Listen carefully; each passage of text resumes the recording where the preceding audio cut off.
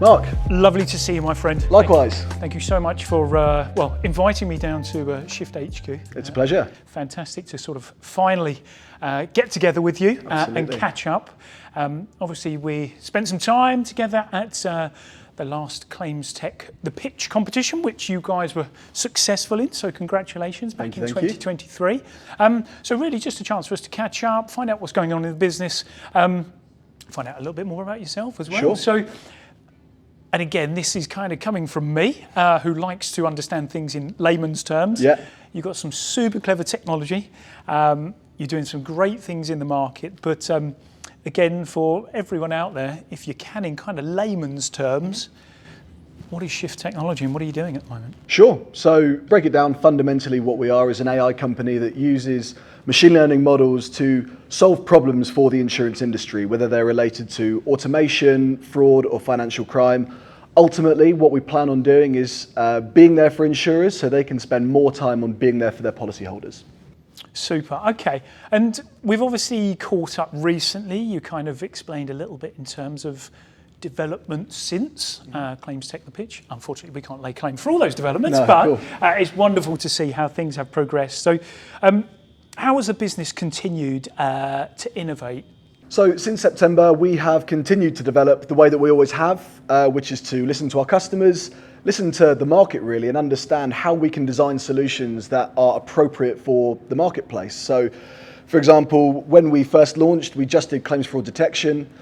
We had a customer say to us, by the way, this is fantastic what you do at the point of claim, but it would be amazing if you could do this at policy level. So that's sort of how we started. So the most recent innovations that we've had in the claim space are more around advanced case management. So as you know, every insurer has to have some form of case management, but we found that a lot of insurers have, lots of different systems where they need to pull in, documents from one place, they do impact management in another. So our advanced case management solution is really a way of putting everything for an investigator into one simple and easy to use place. Okay, and still heavily centered around the fraud element? Yeah, so the advanced case management is much more to do with the workflow. So it's almost like an add-on to our claims fraud solution. So we have sort of been known in the industry to be, just a fraud vendor, but actually we're a lot more since we've grown and developed over the last few years. So we now do a lot more in the claim space around subrogation and recovery. We do a lot around document management, so reading invoices as they come in. Do we need a person to actually sit there and identify that all the boxes are ticked? Or can we use machine learning and artificial intelligence to say, well, actually, everything here is as it should be. I don't need a human to look at this because I'm happy that this is how it is. Let's automate this and promote straight through processing. Superb, and we shall catch up on machine learning and AI shortly. I'm sure we'll touch upon that. That's obviously the key subject in the industry at the moment. Lots going on around there, which is really fascinating, and everyone's trying to find a sort of a case for it, I suppose, best practice, etc. So in terms of what you guys are doing in the market, obviously some very, very clever stuff. And what impact is it fair to say that you've had across the sort of claims space? So when it comes to the impact that we're having on the industry, it's not just insurance companies that we work with. We work with TPAs, we work with MGAs, and importantly, we work with associations as well. So for the UK, we work with the IFB. We provide their exploration program, which provides network analysis across the industry to provide insights for the whole industry. To put a figure on it, back in 2021, I think it was, we found over £5 billion worth of claims fraud in the industry worldwide. So, this is quite a large impact, and over the last few years, this number has grown as well. So it's something where we're constantly saying to our customers, we're identifying new trends. This is how it could impact you. You need to be alert to it. Incredible sums there. That's eye-watering, and hey, I'm sure if you're kind of immersed in this world, it's probably nothing of a surprise, so to speak. But sure. As I say, from the outside, kind of looking in, my goodness. And on that theme, again, going off a little bit off track here, but what are we currently seeing in kind of fraud trends? Is there anything that you can sort of share with the market as we sit here right here today? Sure. I think that the surge in opportunistic fraud is sort of starting to tail off. So the people that were post-COVID trying to find that extra, 50 to 100 to 200 pounds worth of an insurance claim, That's starting to tail off, and I think we're seeing a lot more of a resurgence in organised fraud at a large scale as well. So one example is we recently found a network of fraudsters who had one accomplice who was buying houses, like old stone, beautiful sort of British-built houses, filling them with, basically second-hand goods, second-hand sofas, TVs, computers, that sort of stuff. These houses were also usually in bad condition. And then they'd have an accomplice basically set them on fire. And then so with that, the accomplice would always make sure that they're at a restaurant which has got lots of good surveillance and security on it that day, so they've got their alibi. And then so the insurer has to pay out for the cost of restoring the building, which is 3 or 4 times what they paid for the whole building. So all of a sudden we're seeing not just one instance of this here and there, but we actually identified a network where there was 7 or 8 different people all doing this at the same insurer, which costs hundreds of thousands, if not millions of pounds. So it's identifying these kind of networks in organised fraud, which I think is going to be the key to sort of identifying fraud in the next few years. Incredible stuff, really is incredible. I had a conversation with somebody not so long ago where we were discussing, and it was a loss adjuster, and the talk was of the kind of small scale, high volume crime as well. And as I say, to somebody who's not immersed in that world, it was just eye-watering to think all these, you hear the headline stories, so to speak, and dare I say it, personal injury and whiplash has been, very much in the limelight in years gone by. But it's these other elements where when you start to discuss it, you realise, goodness me, it's not just one thing; it's many. And it's other things as well. So internal fraud, we believe, is going to be quite a hot topic over the coming years, because as people start to understand their insurance businesses a lot more, they start to understand the loopholes. And does this become part of organised fraud? Possibly, but it's something that we actively are looking to stamp out in the industry. Trying to be one step ahead, I suppose, is always have to be. And so again, that probably takes us full circle, really, in terms of where we spoke about machine learning and AI. As a business, what's kind of the focal point or areas for yourselves at the moment? Sure. I mean, ever since our company's inception and for the foreseeable future, we've always been focused on insurance-related artificial intelligence and decision making. That doesn't plan on changing. I think we've built our team, we've built all of our products around this premise, so it would be a bit of a shock to change that, really. So I think moving forwards, we just want to continue to sort of develop as we see the landscape changing. We have 10 different offices around the world now, so as fraud trends develop in one country, we want to be there as the partner to sort of identify those new trends in those new geographies. So I think another one of our focuses that we've got for the future is making sure that the industry knows that we don't just do fraud. We focus on automation, we focus on financial crime, but obviously fraud has always been our bread and butter. So I spoke at the ClaimsTech event about how we can take a customer journey. How do we simplify, the end user journey using artificial intelligence? How also do we make the claims handler journey easier using artificial intelligence? How do we basically improve straight-through processing? How do we improve operational efficiencies at insurance companies or TPAs to make sure that the end customer is basically having the best experience with their insurer at the end of the day, so that they're more likely to renew? Yeah, absolutely. And I think that's such a key element to look at it from a customer or consumer angle. I think with all of this stuff, and everyone talks of this, and I think it's so key, because otherwise we're kind of in the realm of doing things for the sake of doing things. For sure. And I think sometimes you can add complication. Absolutely. And we design everything with those people in mind. It's not like it's sort of designed by some data scientist in a dark room somewhere who doesn't understand insurance. It's designed with everyone in mind. How does it look and feel to be a customer going through this, this FNOL journey? How does it feel to be a handler? We have experienced, customer success managers who have come from that part of the industry that say, no, this feels good, or no, this doesn't feel so good. Let's change this to make it adaptable to each of our customers, really. And that must be a key part of what you do as a business when you are introducing a new product and or updating something. There must be a kind of test period to get hands-on user feedback, et cetera. Absolutely. Yeah, so we typically, so once we sort of take on, some new customers, then we will sit down and say, right, here's the training for it, but if you're not happy with it, come back to us, we're happy to go through it with you as many times as you like. Luckily, it's relatively intuitive and, easy to use. But we have a dedicated customer success team that will work with our customers on a bi-weekly or a monthly or however frequently our customers really want to sit down with them to go through not just, the user interface, but also to go through things like the KPIs. How well are we actually working for you? Are we getting the STP rates that you wanted? Are we getting the fraud rates that you wanted? If not, how can we sit back and reflect on that, and what can we change to try and make sure that we're in line with your expectation?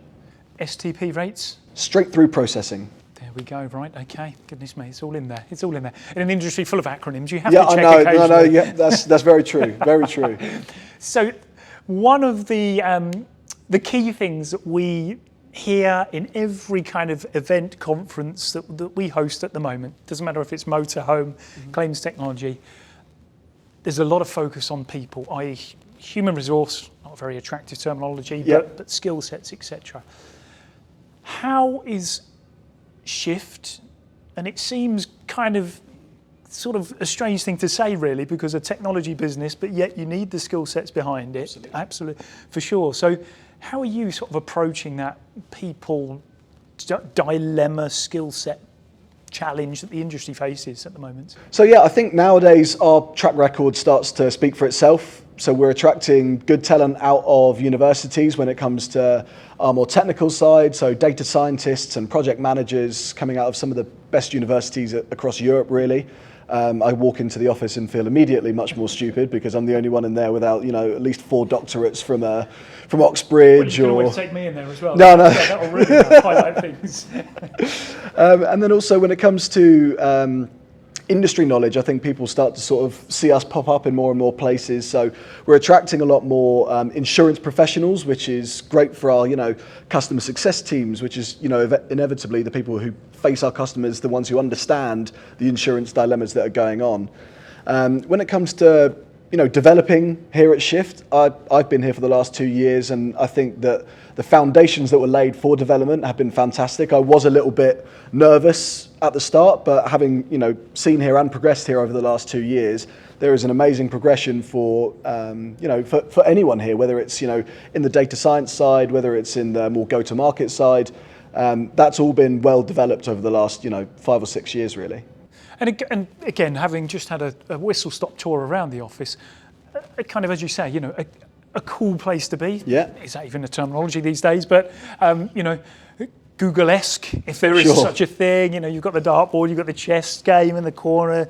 It just feels like a good place to be, kind of thing. Yeah, and we're trying to build this culture of, as a relatively small company, especially here in the UK, we're trying to build that culture of getting more people into the office, doing things like, a run club on a Thursday or, a pub quiz night on a Wednesday or something like that, to just sort of make sure that we're not just colleagues who share an office together, but it is very much, you come to this space, if you've got 5 minutes before a meeting, throw a few darts at the dartboard and have a chinwag with someone. It's really building that culture especially the last few months has been fantastic. No, it's great. It's great to see. And I think, that has massive knock-on implications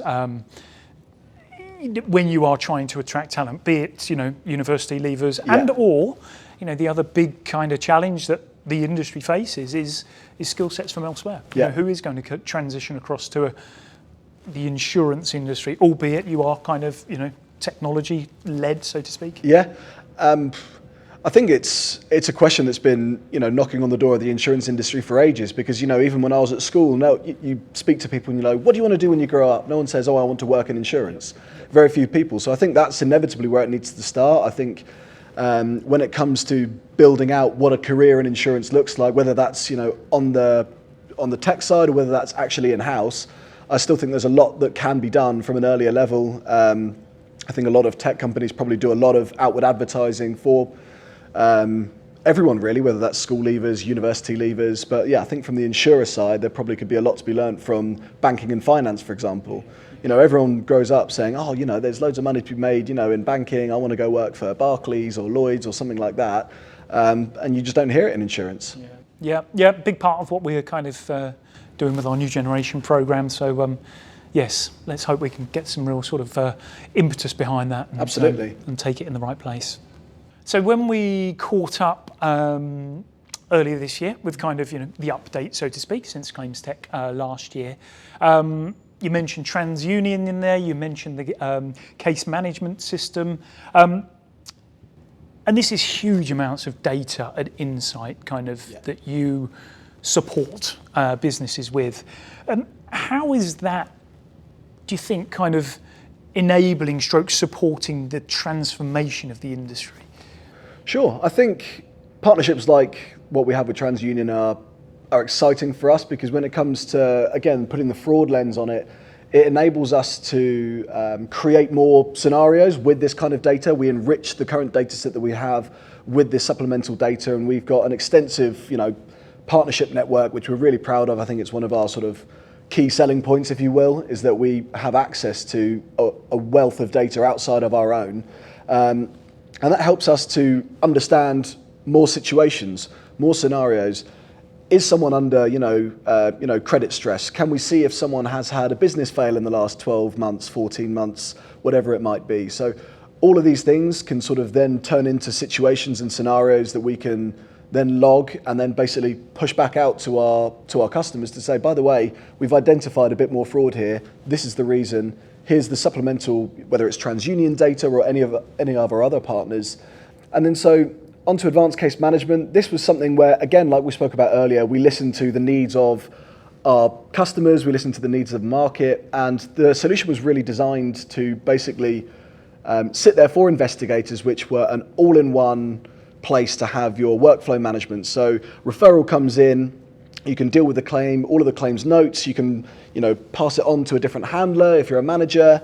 You can also do all of your correspondence in the advanced case management module, all of your impact management as well, all the way through to things like detailed audit trails. So at what point was the email sent to the customer? At what point did the phone call come in? So everything is in one simple to use place as an add-on to our claims fraud solution already.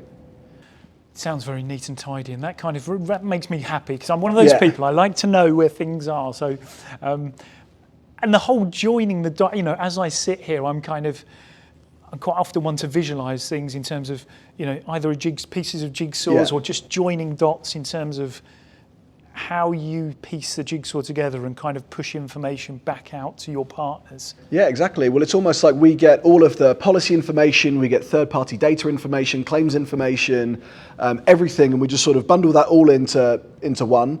That sort of runs through Shift and all of our technology that goes through in the back end, and then populated in one area. So you don't have to go into your core platform to get one piece and then go somewhere else to get it. It's just all there. Clever stuff, I have to say. But you explain it very clearly, and I really appreciate that. So AI, back onto this kind of. Yeah, what's that? I was going to. We could be. What is it? Is a good question. We could be here for a very long time on this one. But how are you? And I don't expect you to give away all the trade secrets here. But how are you leveraging AI?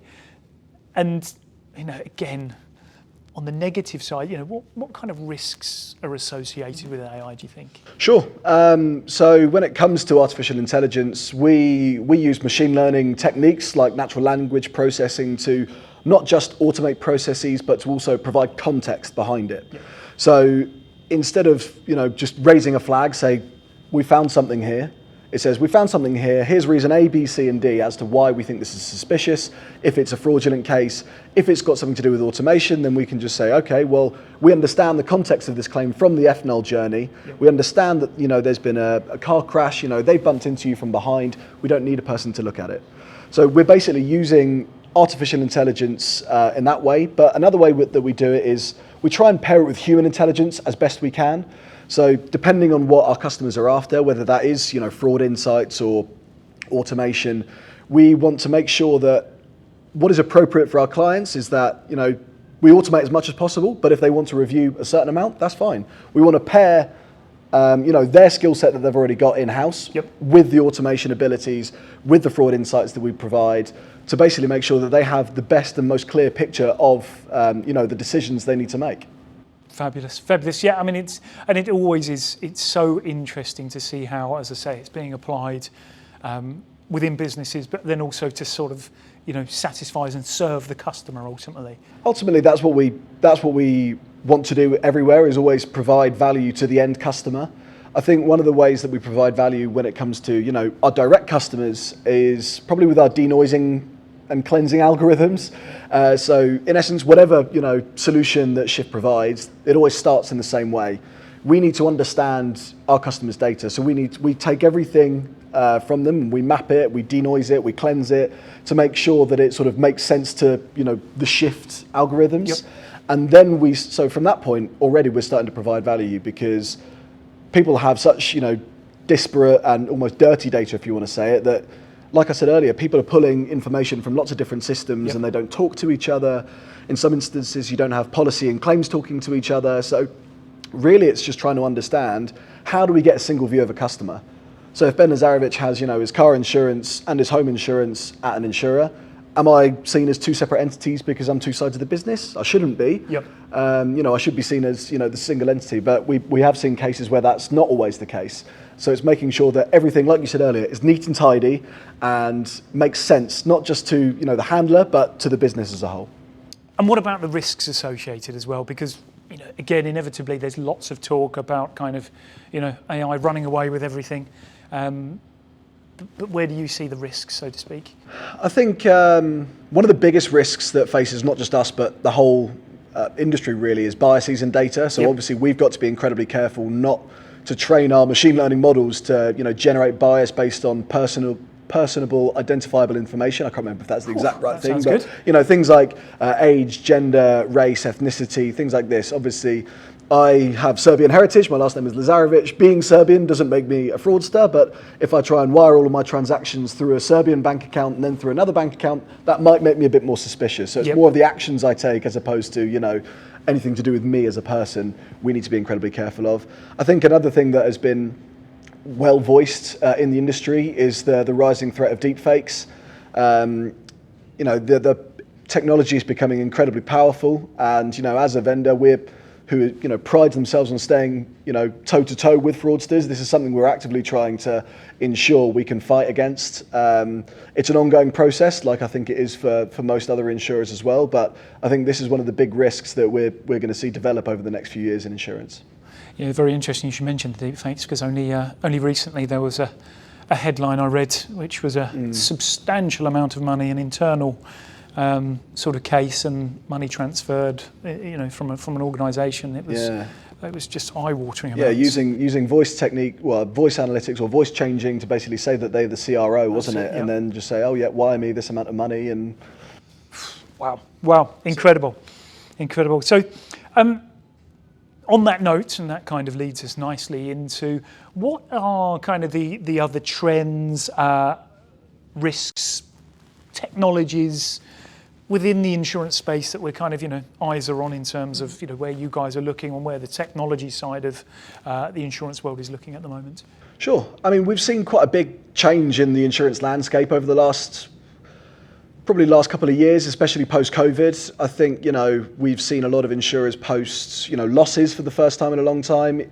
We've seen insurers post, if not losses, much smaller profits. We've seen a lot of mergers and acquisitions in the market. So I think that there might be a slight shift in terms of how insurers approach, revenue generation. So, there are three main ways they can do this. This is obviously right premiums, investments, and recovery and subrogation. So this is my personal take. I think we might start to see a bit more of a resurgence in people spending a lot more time in thinking, actually, is there a way that I can subrogate or recover more claims to get more money back into my business? Right. So typically this is done very manually at the moment, and people sort of go out and look for these opportunities themselves within house. We've developed a solution which, basically very similar to our fraud solution. It raises alerts on when it thinks there is a claim or a case where they can subrogate money or recover money from another insurer. Okay, yeah. So I think we will probably see a slight resurgence in that. So we've probably covered off elements of this already, Ben, but again, kind of, future thinking. Mm-hmm. How does technology, human resource or human skill sets sort of keep pace, I suppose, in order to optimise value in proposition as we move ahead. You know, the two are very. It's a strange sort of conundrum. They seem to be at opposite ends of the spectrum, but yet everything we hear is the importance of the two together has never been greater. No, of course. I think one of the things that everyone in the market, whether it's insurers or you know, tech providers like ourselves, need to be aware of is that change is happening and it's happening very quickly. So we need to be adaptable to change, and change is hard. But my favourite quote from history is, we don't do things in life because they're easy, but because they are hard. The landscape is changing, change is happening, and we need to be, you know, as an industry, adaptable to change, because otherwise you're going to get left behind, really. Yeah, and I think, hey, I completely agree. I think it's super exciting times, Absolutely, in terms of everything that's going on. Yes, of course, doesn't come without its challenges. Of course. But as you say, you know, it's something that I think we can all get behind. You know, there's obviously competitive elements at play. Of course. But as an industry, I think if we can really progress and make ourselves attractive to the outside world, so to speak, you know, that's when things really start to happen, I think. So yeah, and almost like it's almost like we need a unification of ideas across, you know, not just providers but TPAs, MGAs. Almost like when we go to these conferences, you know, some of the ones that you run, some that are run elsewhere, it's a great place to share ideas. And obviously, I would love to see them happening almost every week, these kind of conferences, because I feel like it's really a good opportunity for the whole market to get together and actually discuss things. But, you know, whether that happens or not, and they do start to happen every week, I think is probably less likely than I'd hope. But I'm not going to take that one back to you. But, that was not going to we'll be take that as a huge compliment. So, future for you, future for Shift. Yep. You know, what does the future look like? Let's kind of keep it relatively small scale, next 12, 18 months. Sure. What can we expect from yourselves? I think more of the same, really, which I think for us is a good thing. We want to keep being there for our customers, but also we need to see what the market's doing. We've always developed and adapted as the market has. So whatever the next 12, 18 months brings, we need to make sure that, like I just said, we're changing and adapting to these changes to make sure that we are a step ahead of the game, to make sure that we're providing value to our customers and their consumers. Brill.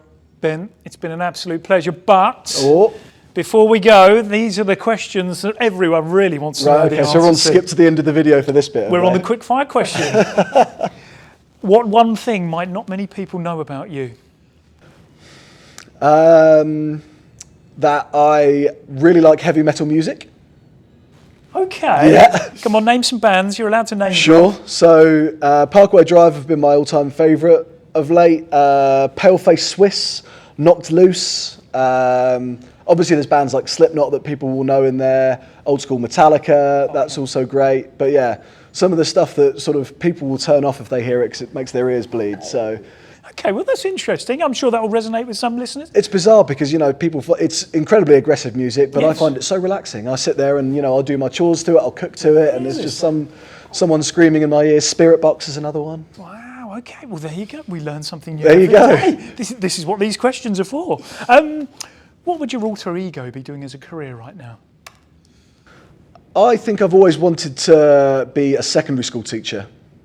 Ooh. Always, I had a really, really great set of teachers at secondary school, and, you know, having sort of grown up a little bit since then, I've always thought they did such an amazing job. I would love to be able to sort of do what they did and sort of pass the baton almost. Fantastic. So yeah, I'd love to do that at some point. Okay, interesting. Well, I mean, you know, if anyone young people come out of university, There join you the go. business, then a great mentor sat here.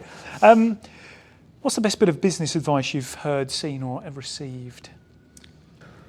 I think probably surround yourself with the right people. I've been in industries before where, you know, that's not necessarily been the case, and, you know, it can really have an effect on not just your career but also on your mental health. So I think surround yourself with people who are hardworking, who are professional, but also a really good time, and really enjoy sort of your company and you enjoy theirs. Yeah, key to it. Absolutely.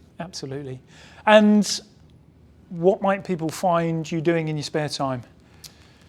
I like to be active, like we were discussing earlier. I like to play squash. I used to play rugby, but my knees, you know, I've turned 30 now, so my knees have given way. Oh, 30. Doing pub quizzes, like I said, with some of the team here. Playing darts, you know, I don't know, playing with my cats. I've got 2 cats, Richard and Judy.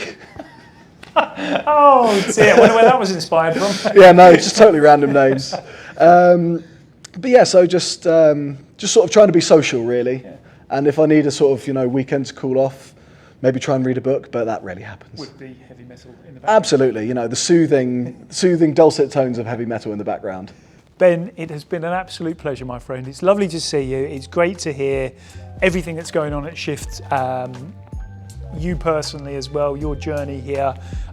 You know, we appreciate the support last year at the ClaimsTech event. I'm sure we'll work together for a very long time to come. So Absolutely. thank you very much. Thank you very much. Pleasure. Cheers, Mark. Mate.